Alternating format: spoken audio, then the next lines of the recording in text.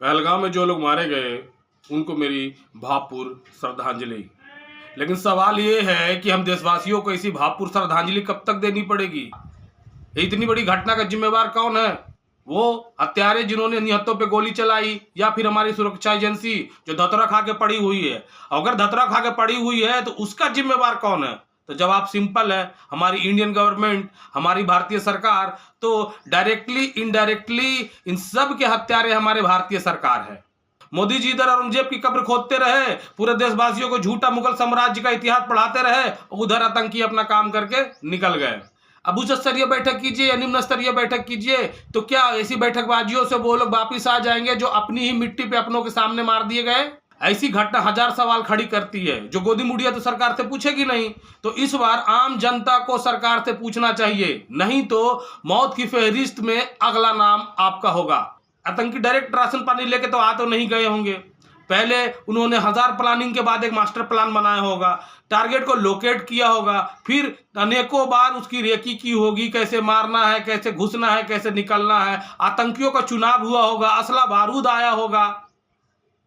इन सब क्रम में हमारी सुरक्षा एजेंसी कहां धतरा खा के पड़ी हुई थी? और अगर धतरा खा के पड़ी हुई थी तो उसका जिम्मेवार कौन है?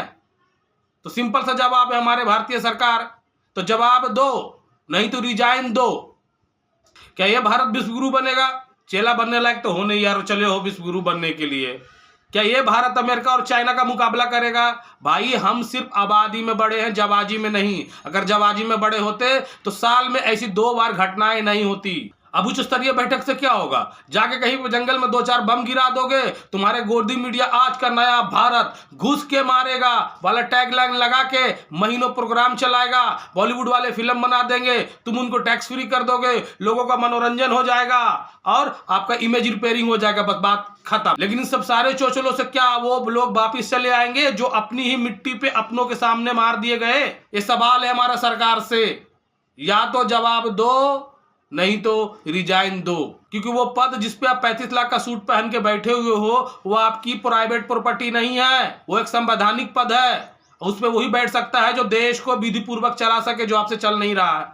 तो जब आपसे चल नहीं रहा है तो पार्टी में कोई दूसरा काबिल नेता नहीं है क्या? उन्हें बैठाओ ना, उन्हें पदभार सौंपो ना।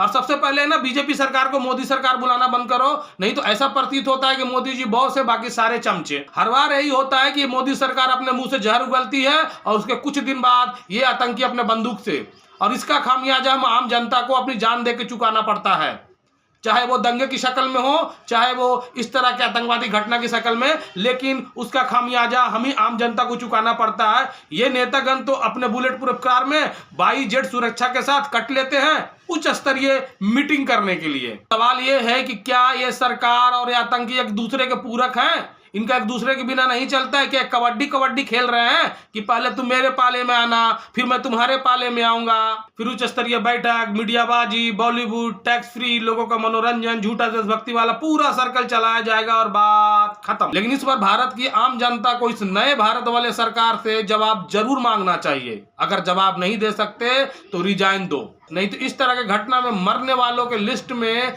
अगला नंबर आपका होगा। एक और शर्मनाक घटना है, देश रोता रहा और आईपीएल होता रहा, देश रोता रहा और बिहार में एयर शो होता रहा। ऐसा क्यों भाई? क्या कश्मीर हमारे भारत का हिस्सा नहीं है? जो कश्मीर की धरती पे जो लोग मारे गए को हमारे भाई नहीं थे? तो जब इस बात पे कश्मीर बंद हो सकता है तो आईपीएल और एयर शो जैसी चीजें क्यों नहीं?